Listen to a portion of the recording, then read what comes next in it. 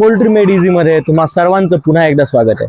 मित्रांनो, या सिरीजच्या पूर्ण पार्टला तुम्ही खूप खूप प्रेम दाखवलं। यावरतून कळतं की पोल्ट्री फार्म बद्दल तुमची शिकण्याची ललक खूप मोठी आहे आणि त्याचमुळे लेअर पोल्ट्री फार्म कसा टाकायचा आपण पूर्ण ब्लूप्रिंट देतो आहे। म्हणजे तुम्हाला कुठलंही चॅनल बघण्याची गरज नको, तुम्हाला कुठलंही दुसरा ट्रेनिंग करायची गरज नको, कुठला एखादा कोर्स विकत घेण्याची गरज नको। ह्याच चॅनलच्या थ्रू आपण सर्व काही गोष्टी कव्हर करणार आहोत।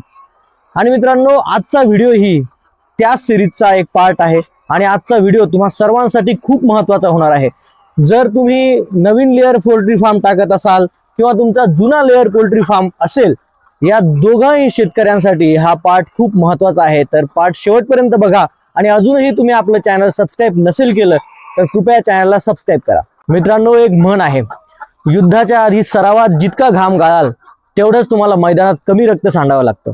लेअर पोल्ट्री फार्मिंग हे काही युद्ध नाही, पण लेअर पोल्ट्री फार्मिंगला ही तोच नियम लागू होतो। इथेही जेव्हा तुम्ही आधीच पूर्ण तयारी करतात, पक्षी येण्याच्या आधी तुमची पूर्ण तयारी असली, त्यावरच तुमचा पुढचा नफा ठरतो, त्यावरच तुमचं प्रोडक्शन ठरतं। तर सर्वप्रथम बघू, जर तुम्ही नवीन शेडची उभारणी केलेली असेल, तुमच्या केजेस नवीन असतील, सगळा सेटअप तुमचा नवीन असतील, मागे टाक्या बघताय तुमच्या जर टाक्या नवीन असतील, हा सगळा सेटअप जर तुमचा नवीन असेल तर तुम्ही काय करावं हे आता बघूयात। मित्रांनो, आता सर्वप्रथम केजेस बद्दल बघूयात। जर तुम्ही नवीन फिट केलेले असेल तर काही छोट्या छोट्या गोष्टी मेक शुअर करा। मी तुम्हाला आता हे केजेस मध्ये गोष्ट दाखवतो। मित्रांनो, तुम्ही हा असा डोर वरती गेला आणि इथे तुम्हाला दिसतंय की एकदम टोकदार तार आहे। ह्या टोकदार तारेमुळे काय होतं, पक्ष्याला काढत्या वेळेस आणि पक्ष्यांना टाकत्या वेळेस इजा होते।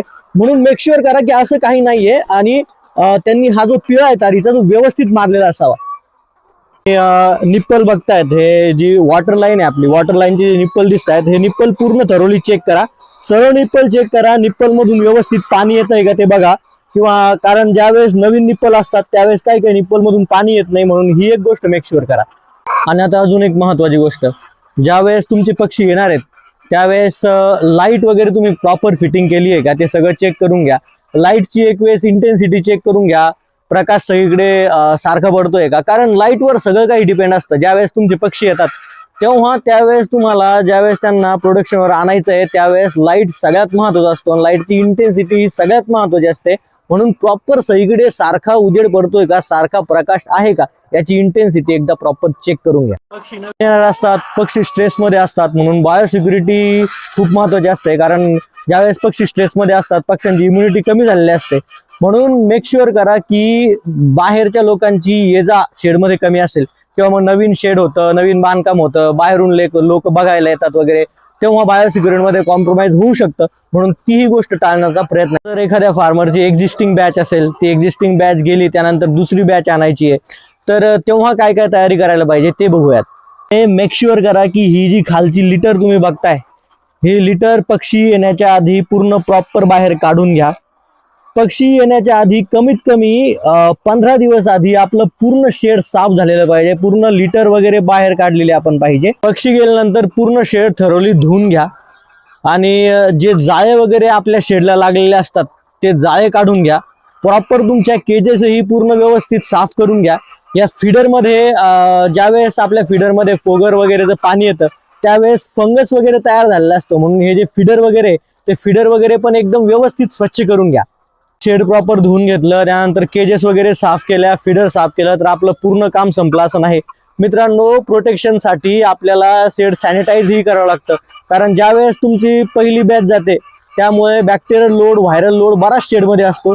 म्हणून प्रॉपर पूर्ण शेड सॅनिटाईज करून घ्या, तुमच्या केजेस सॅनिटाईज करून घ्या, ज्या पाण्याच्या टाक्या वगैरे असतात त्या सुद्धा व्यवस्थित सॅनिटाईज करून घ्या।